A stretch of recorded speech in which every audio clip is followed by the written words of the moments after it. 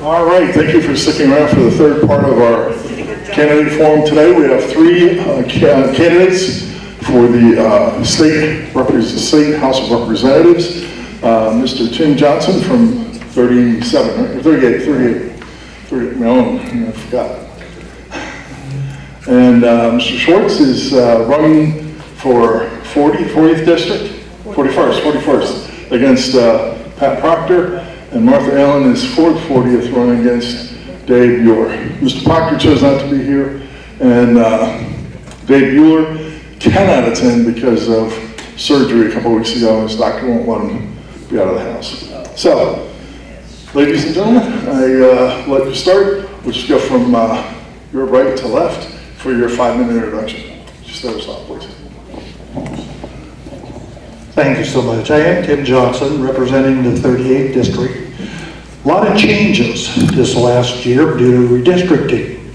38th District at one point went all the way down to Gardner, over to New Century City, and the district included the largest physical district in Johnson County out of all the representative districts. Now, it's been rezoned. I have nothing left in Johnson County, and I have a sigh of relief. I am very pleased that I am moving northward, and I now have a portion of Leavenworth City and around the west side of Lansing and down. And we've also adjusted the western portion of my district, so it's a lot more concise. And along the way, the Republicans didn't ask me, but they gave me a little bit of Wyandotte County, which is going to be very interesting. 31 years in law enforcement was how I started. I've worked in all areas of law enforcement, including a large sheriff's office in Wyandotte County. And when I heard him say Shire of the Reeve, I thought, yeah, he's got his history down just the way I like it. Sheriff's office there, I've been a chief of police and a community director of public safety. And I worked for many years, or several years, doing child abuse cases right out of this office here in Leavenworth. And after that, I needed a change, and I went into education, and I have been a teacher in the at Wyandotte High School and in Linwood up until I retired to go into the legislature. So I kind of have a cross-section of background. So I went into the legislature 2 years ago, and the first lesson I learned was you're not as important as you think you are. There was a day when I saw I had to renew my license. And so I got online, because Kansas has it. You can renew your license online, right? Unless you're over 65. You are now required to go in and take a test. An eye test there, go to your eye doctor. So I thought I was important. I sent a little note over to the Department of Revenue about who created this regulation. And he sent me back a copy of the law and said it was passed last session. You're first. I voted for the bill to make me have to take eye tests. I will read them all. So that's where I am at. I look forward. I'm just going to read something because I committed myself to children issues. Children are those persons who are going to carry on what you have started. They are going to sit where you are sitting, and when you are gone, attend to those things which you think are important. You may adopt all the policies you please, but how they are carried out depends on them. They will assume control of your cities, states, and nations. They are going to move in and take over your churches, schools, universities, and corporations. All of your books are going to be judged, praised, or condemned by them. The fate of humanity is in their hands. That was by Abraham Lincoln. So, thank you for allowing me to come.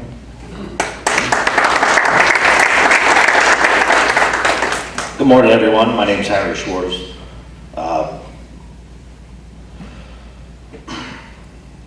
I came to this town 22 years ago by the Army. I did 12 and a half years, 10 of them here at Fort Leavenworth. I've always worked or lived in the community. I have 4 daughters who attend I have 4 daughters, 2 which attend, 1 just graduated, Leavenworth schools. I currently work for the VFW. I'm a veteran service officer. I help veterans with their compensation, pensions, and benefits. What I've learned through my job is that it's all about law interpretation and cutting through red tape and bureaucracy, and I think that has prepared me for this position here to represent District 41. I see nothing but division and hate from our current representative. I see him attacking school board members. I see him attacking community members. See him even attacking teachers online because of the way they're dressed, and he doesn't agree. We don't need that kind of hate and division in our community, and that's why I'm running, is because I want to take that division and hate out, and I want to talk with our community and work with our community, not against it. Thank you.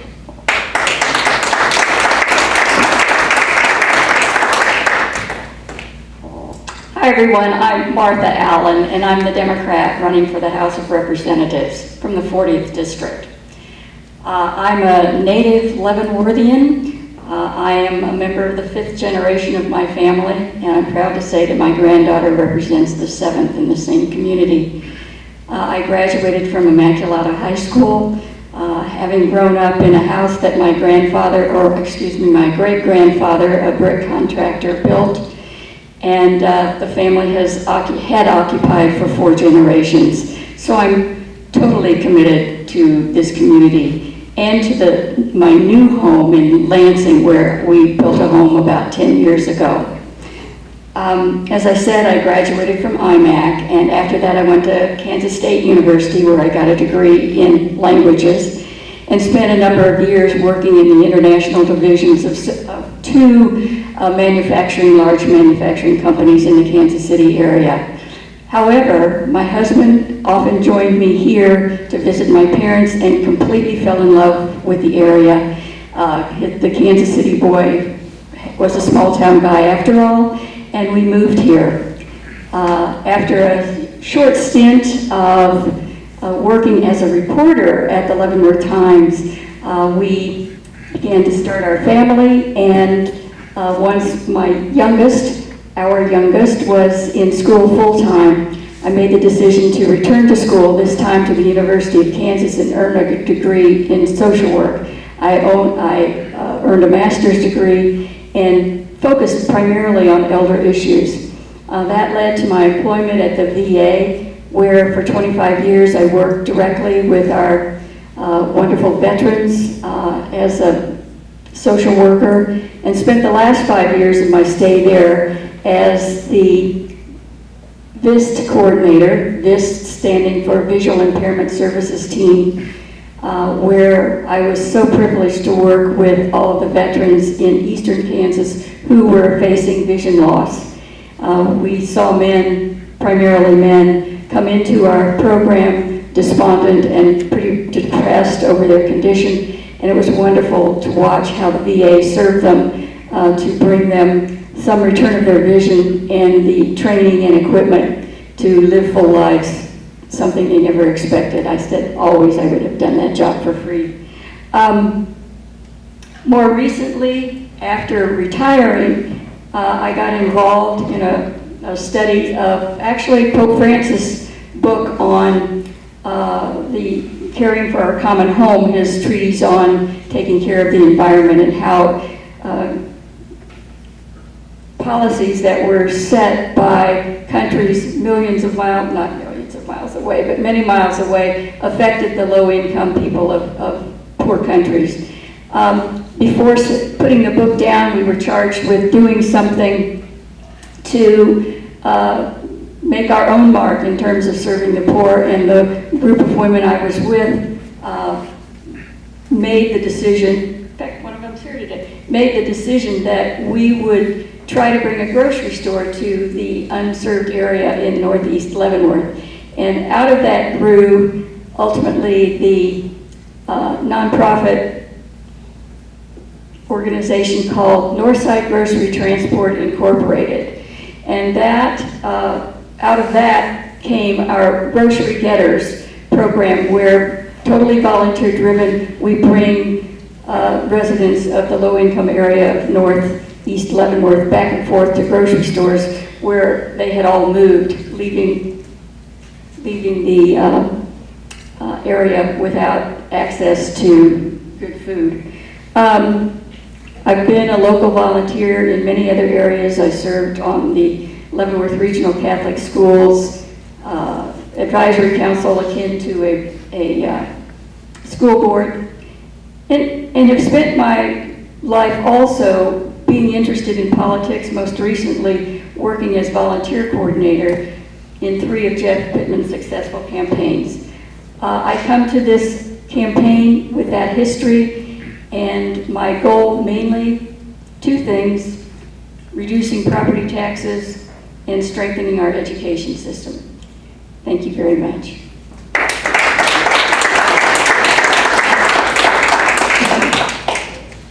Thank you. Thank you. Our first question, what will be your top 2 legislative priorities if you are elected or re-elected? If those initiatives are approved, how will they positively affect voters? The first, children and family are critical issues. I serve on the Children and Family Committee. I also serve on the K through 12 Education Budget Committee, critical to those issues. In education, and I'll just mention Jeff's question about how do we attract teachers. I am a licensed certified teacher. I still teach part-time as a substitute during the fall before I go in. We have to change our retirement package for these kids. They don't want to come here for capers. We didn't have the money that is necessary. I live on a capers pension. It's not enough. So we need to fix our retirement system to start attracting. Secondly, and we have started this, the academic backing in colleges and universities with scholarships that promote the educational process, and then when students attend or go to districts that are hard to serve, one of those could be our western Kansas area, our inner city areas such as Wyandotte County or Wichita, the money is then forgiven. I got my master's degree in education on a program like that. It was very helpful. And then the other issue is foster care and adoption. Folks, we're in crisis. We have a special hearing coming up this next week, and that involves our county. One of the foster companies that deals with it, there are some issues. We need to retain our foster care parents, and we're not doing that right now. And I think that's critical, and then we need to improve our adoption process. There are wonderful, loving, caring people, and Leavenworth County with Joy Meadows has set the standard for that, and I'd like to see that continued. So those are 2 of my issues. Thank you, sir. I agree with Representative Johnson. Our capers retirement system is broken. We need to implement some kind of COLA. We need to do something to get our teachers to want to stay here in Kansas. So I do agree with that. That is definitely one of the issues that I want to work on. The other issue I'd like to work on is bringing down property taxes so we can attract businesses and we can attract people to the city so we can have our small businesses booming, just like they want to talk about down in Lansing or Liberty. We can have that here. We just need to get the right people in there to make the right decisions and not look out for their own personal agendas and what can benefit them and not us, because this is about us. Just like somebody in here, we've all had our trials and tribulations through life. It is what it is. But if we come together with common sense and stop the bickering and the fighting and come together as a bipartisan unit, we can fix these problems. And that's the problem is we're divided and we need to come together.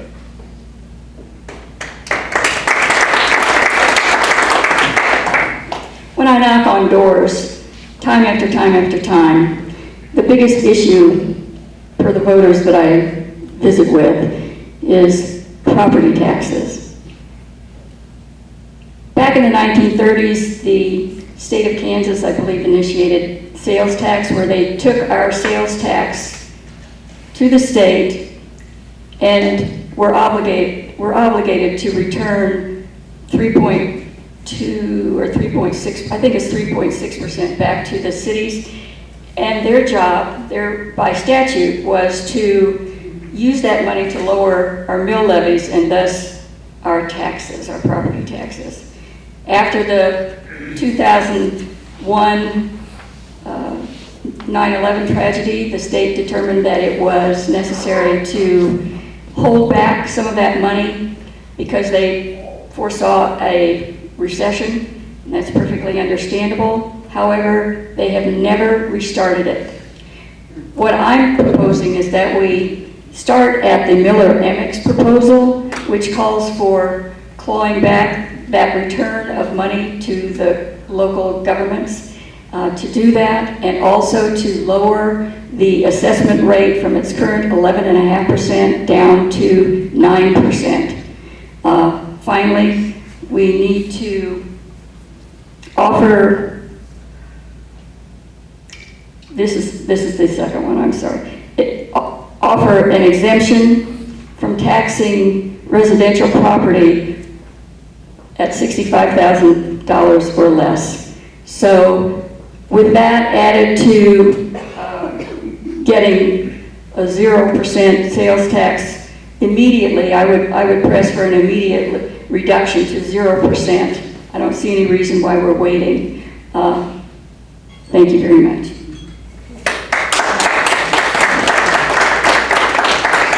Stay on if you'll start with this second question.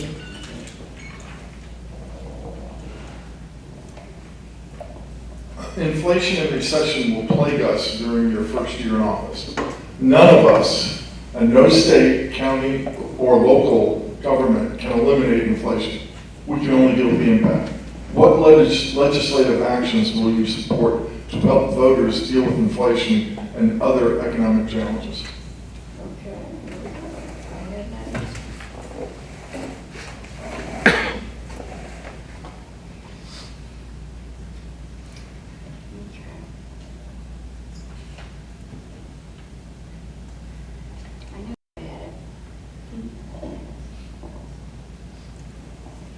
I've already talked about tax relief. I think that's my primary emphasis in terms of making more or putting more money in our residents' pocket.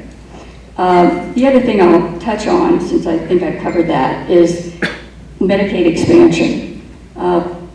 We've been waiting for the state to approve Medicaid expansion.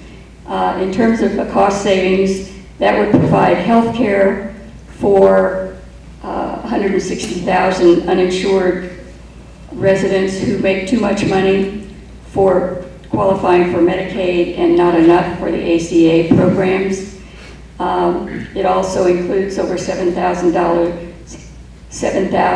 veterans who are struggling to get health care, not able to get it through the VA. I think it avoids additional closure of hospitals in rural areas, and I think the impact of a hospital closure on a small community is terrible in that it ripples out to cause job loss. That's not saving anybody any money. Increased health care costs. That means people leaving communities to find work elsewhere. I just feel like Medicaid expansion is a win-win situation. We leave $2 billion every year on the table that we could be using to support our own people rather than letting that money sit on a table and be used by other states. It's a win-win. I think it's extremely important that we do this. Thank you very much.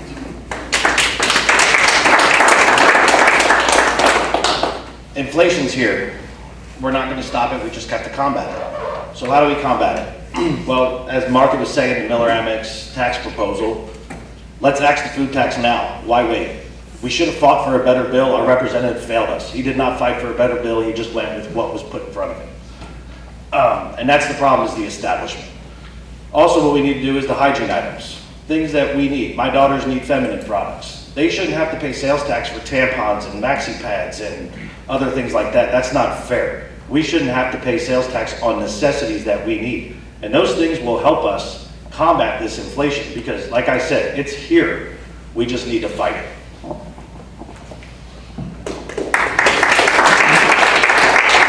Inflation, yes.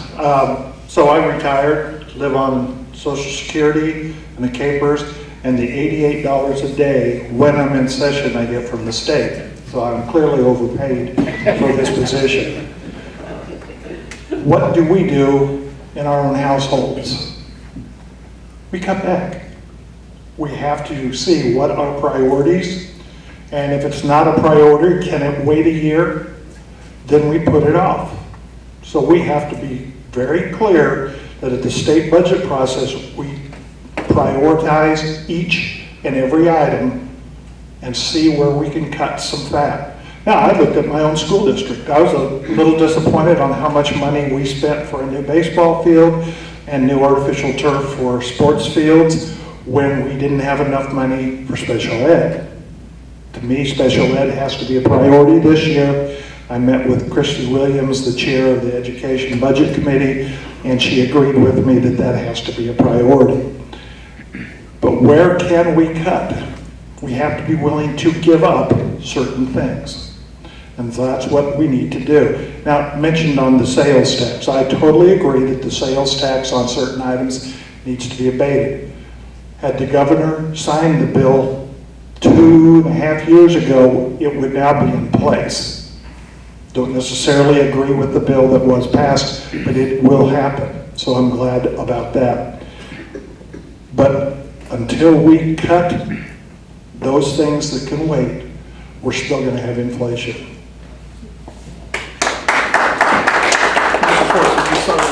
Can we start, Sure. You'll start.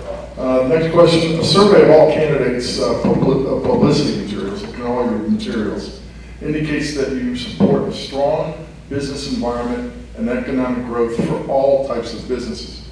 What about your education and experience should give voters confidence that you understand business and economic development? Absolutely.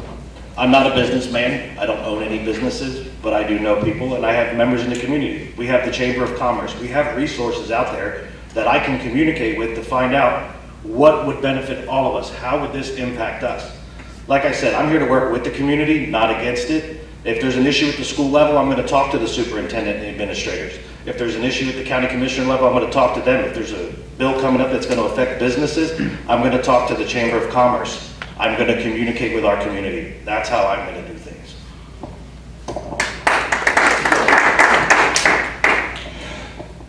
Okay, I've served as an executive on a large sheriff's office in Wyandotte County, over 300 employees, managed a large county jail, served in a city level. I've been on a school board in Piper. Those are some areas where I've managed budgets, gone through those processes and understand them. One of the things I do know is that I need help.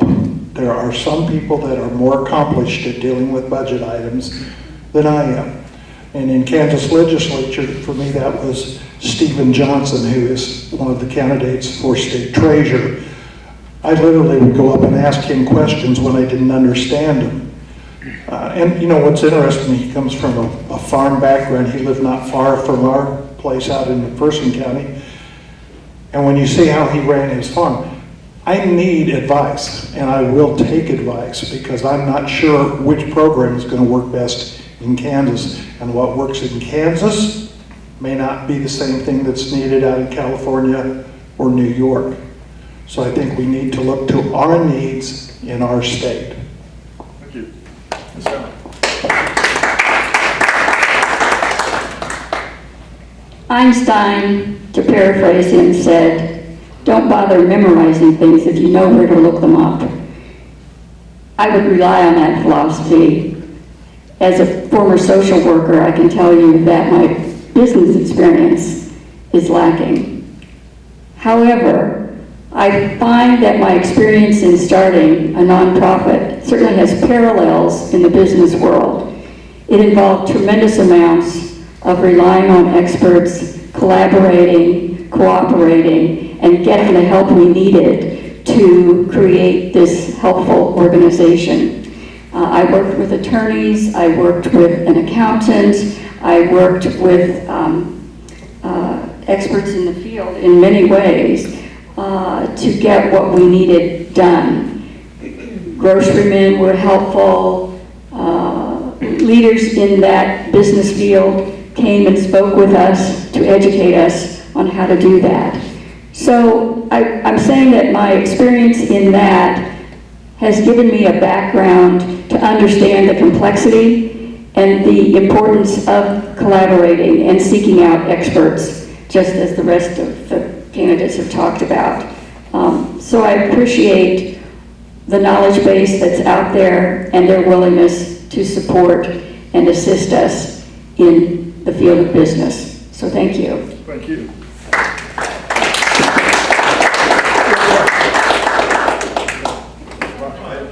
Abortion seems to have taken a back seat during these past elections.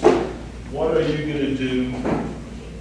What are you going to do to support the, I think it's 38% of your constituents here in Leavenworth that were against the revalue them both? Okay, my position, I was elected and I openly campaigned for the value of them both because it was a vote for our people to make their message known. Now, one thing, it failed, and I do not believe it will be coming back up in this session. But I will be part of a group in the Child and Family Services Committee, and we have a bill that we're going to put in that will strengthen the Save the Infants or safe houses in Kansas so that those children that can be given up for adoption can have a new way in addition to what already exists for safe homes. And we have total bipartisan support on that from the Children and Family Committee, and I look forward to presenting that in this session.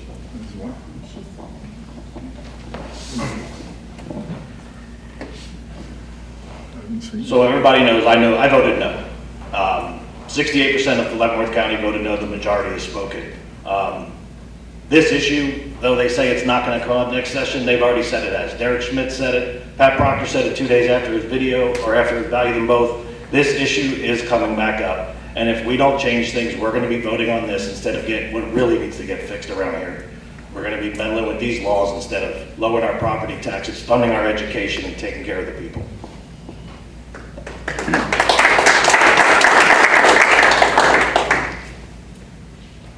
Similar statistics exist in my district.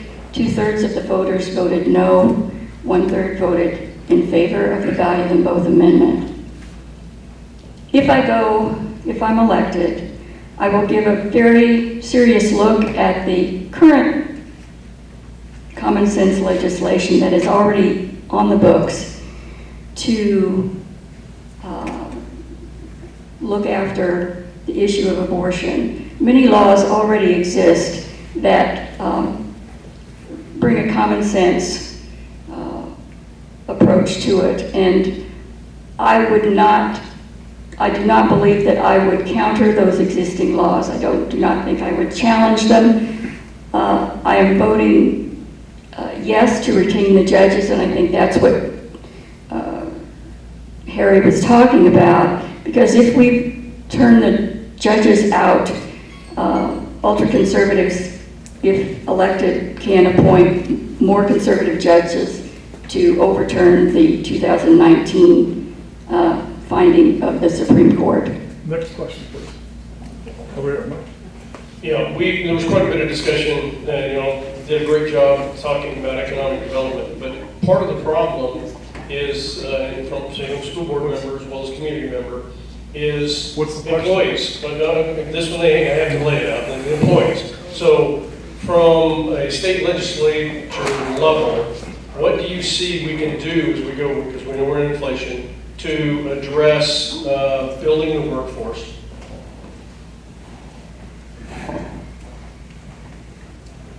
Please. Thank you. I would work to see how we can improve salaries for teachers and give them more independence in the courtroom or in the classroom and in the courtroom. Right. I looked at the pay scale for my district. A starting teacher earns $41,000 something. If you have the highest level of education and steps, you can make up to $75,000 a year. That doesn't seem like a realistic attraction for teachers. And that would be one thing that I would work to make happen. So thank you.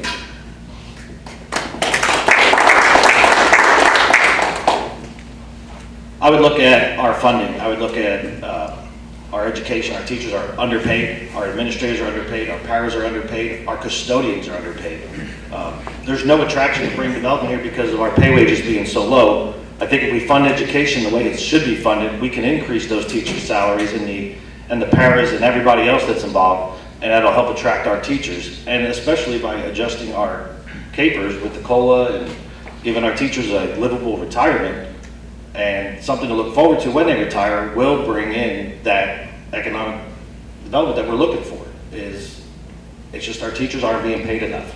And that's really the bottom line above it. Really bottom line is right there is our teachers are not being taken care of the way they should be. They educate and put up with our children. We all have kids. I know my kids drive me nuts. So they do that for 8 hours a day. They deserve a little bit more money. The workforce. To me, the workforce is going to have to come from the vocational training.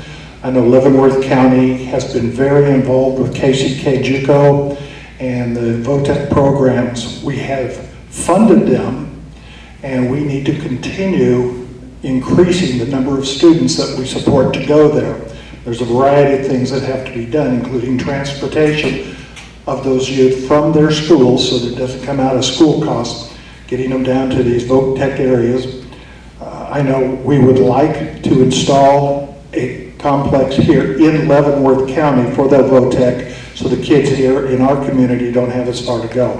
I have personally been in the ones that are working on these kids. My son now is a teacher, teaching building trades.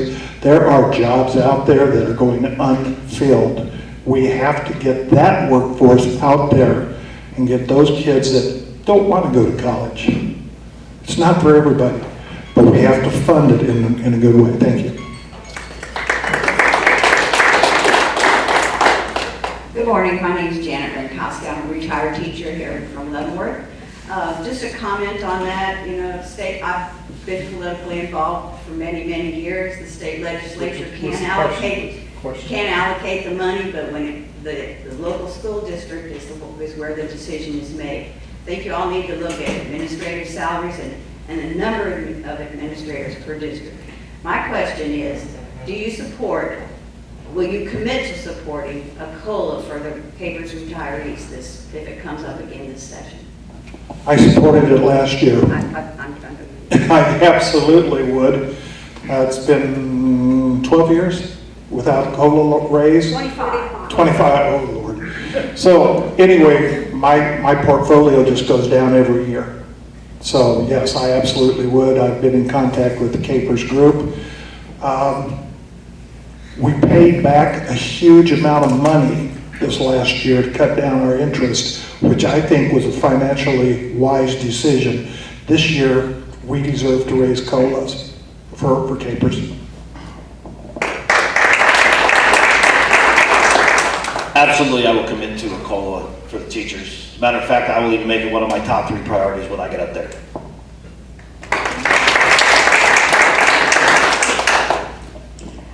That again is another issue that I heard over and over and over again. I walk and knock on doors almost every night of the week. And there are a lot of teachers out there, retirees, and they discuss how critically important it is for their very survival to have a pension plan that increases with the times and the economy. And absolutely, my mother was a teacher, my brother still teaches at 79 years old. And I can't think of any reason not to support teachers. I appreciate the question very much.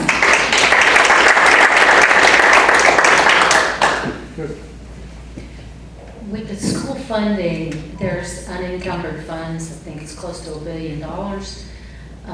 If you look at the percentages of the funding and where it goes to the classroom, would you commit to supporting 70% of every dollar going into the classroom? That would help fund teacher salaries. I'm not familiar with it. Terry Lewis? My heart would definitely say yes, but I really would have to study it very carefully, just to understand the various definitions and meanings and vocabulary of such a proposal. But to me, it sounds like a good thing, very much.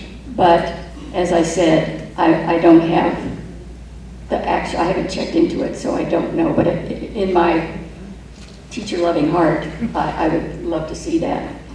Understanding, though, of course, we do have to have administrators that keep this ball rolling.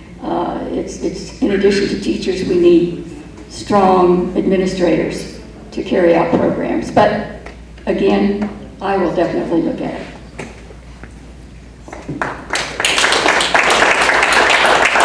Similar to what Martha said, it sounds great.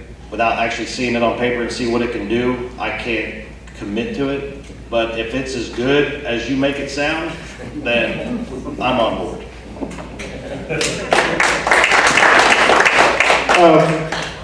The numbers I'm not familiar with that you're giving me, but I want to point out, you keep saying teachers, and that's not the only issue. It's teachers, it's paras. Our special ed, our parents as teachers, coordinators, the money also has to go to them, and not all of those people are in the classroom. Until we fix the situation for our special ed paras, we don't have enough. And some of these programs, so if you're saying classroom, including this wide scope of people, our specialists in reading, last year the governor had cut out the dyslexia training over in DeSoto, which was one of my districts. I think that's critical in preschool training. So if the money goes to all of those, then absolutely I agree. Thank you. Next question? Will you commit to us to fight to return the LAVTR, state sales taxes, and the CCRS for state sales taxes if you're sent to Topeka? I've been on board with LAVTRF for a while now. It should be back implemented, I agree, yes. The amount of money that, our county commissioners have already said it, and our city commissioners have already said it. Our taxes, that LAVTRF is funded, that is going back 100% into our county property taxes. So that will alleviate our property taxes. So yes, I am for funding and running the LAVTRF.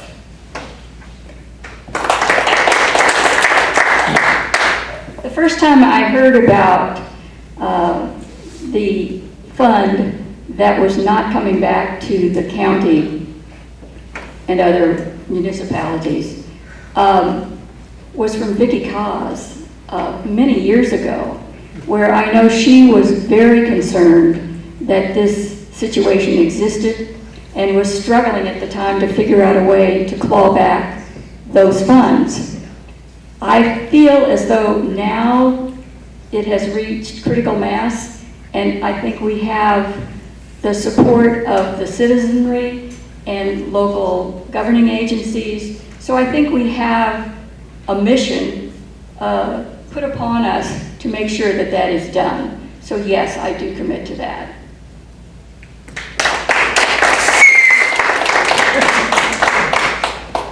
Yes. Yeah. Next question, please. So many questions to ask, but just a simple one, veterans, people with autism, anxiety, mental issues. What's your position on maybe medical marijuana being an option this year?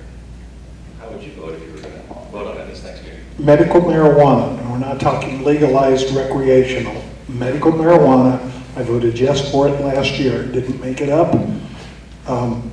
One of my thoughts, especially he mentions veterans, PTSD, I've worked with psychologists, and I have 2 family members that suffer multiple combat tours.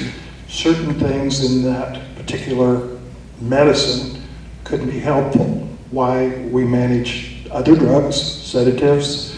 If we manage it properly and it doesn't just simply become a gateway to recreational drugs, I absolutely will support it. I'm in full support of medical marijuana. I have been since day one. Last year, a year and a half ago, I ran into Senator Pittman one day, and I asked him, what's the deal? Why are we not having medical marijuana here in this state?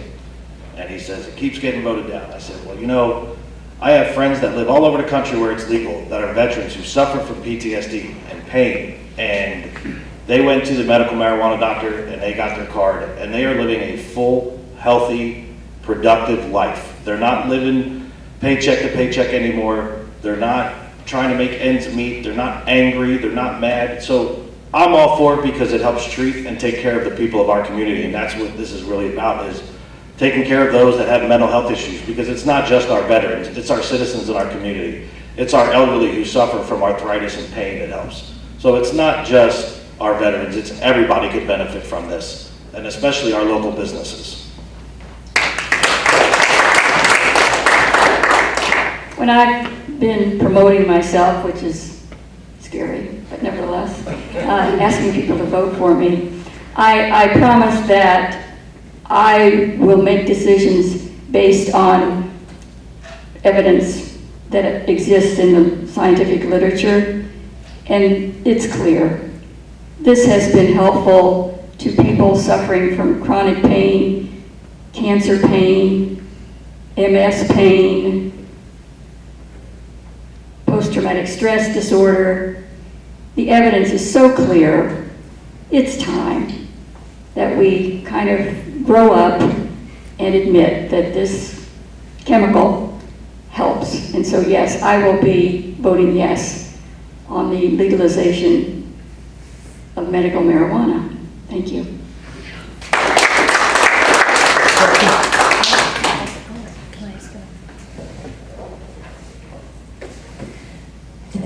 Is it on? This time of year, our mailboxes are filled with informational flyers. So I'd like to hear your response to a hit piece that's come out on you, or the worst rumor that you've heard about yourself. I'd like it in your words, your response. Well, funny you should ask. Today, evidently, I was shown a hit piece that's out on me, and of course I'm like that in the picture. And it calls me a radical liberal or something, or a radical Democrat who wants to raise your taxes. And I was so glad that I was able to sit here today and say, not so much. Our goal, I think a combined goal of both Republicans and Democrats, is to meet that current crisis. And so that's kind of my reaction to it. I don't know if anybody believes it or if they just immediately recycle it or what. But I also laughed when this all started. I said, I can't wait to see the first hit piece that comes out where I find out things I said I never said, and things I did I never did, but nevertheless, there they are. I can assure you that my opponent and I pinky swore we would not go that route. And so far, it's been a wonderful campaign. Thank you.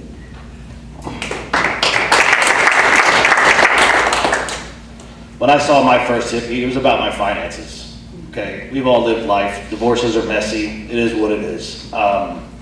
The thing that bothered me the most about my hit piece was it brought up a lot of painful memories. I lost my father 3 years ago, and about, I think 2 of the things on there were my father's. They're not even mine. Him and I share a name.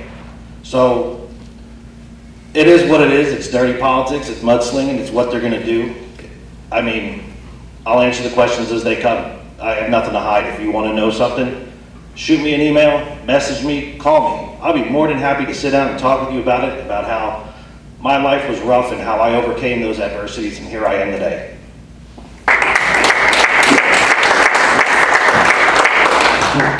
So I don't have any hit pieces. However, I've had very good success working with people. One of them sitting out there, Senator Pittman. I don't think you people realize how much he did to help get the veterans home built. everybody in this county was supporting it. And I happened to be the one chosen to carry it on the floor. And if you've ever been in front of the legislature with all those people, that's frightening. TV cameras, all the rest. And it was tough. And I looked up, and all of a sudden there's Jeff Pittman out there talking to some people, and all got quiet. And they voted it in. That simple. And the governor signed it, and we have it. We've been able to work. I do want to say one thing that was hurtful to me. I got invited to the silver-haired legislature by Sherry Grogan for their convention over in Topeka, and we're sitting there, and she goes, well, you know, you're old enough to join us now. I said, no. Thank you.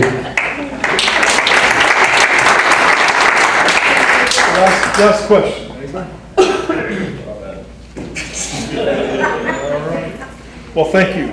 Appreciate your patience. Would you please give him another hand? One minute each. Thanks. Thanks. I just want to say that my goal is to do the best I can for the people I serve, and that's basic. That's how I lived my life. That's how I performed my work. I'm a person who is a listener by nature and by training. I want to help people be heard themselves and carry their messages forward to a legislative body that can make a difference in their lives and in the lives of many other Kansans. That's what this is all about. It's doing the best we can, listening, and helping the people that we're there to represent. It's that basic. So I thank you for your understanding and your attention today, and I thank the Chamber of Commerce for its part in making this happen. Thank you so much.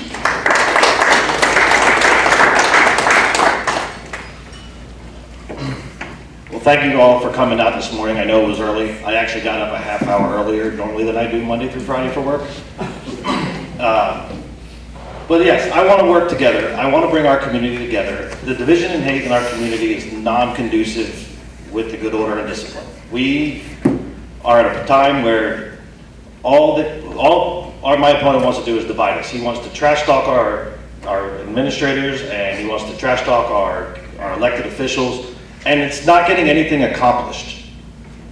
What we need to do is sit down with these folks and come to a common sense resolution.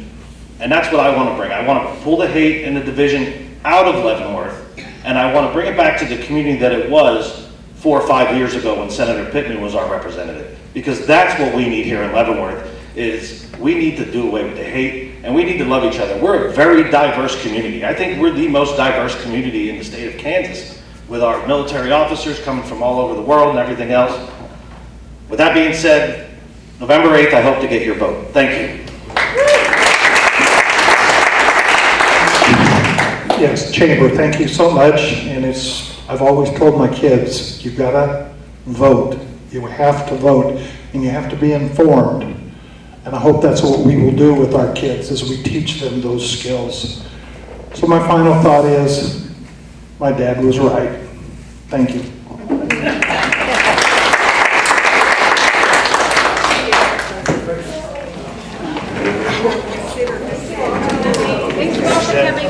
Thank you all for coming. Have a great day. Thanks to our host, Grace Strategic Services, and the Heritage Center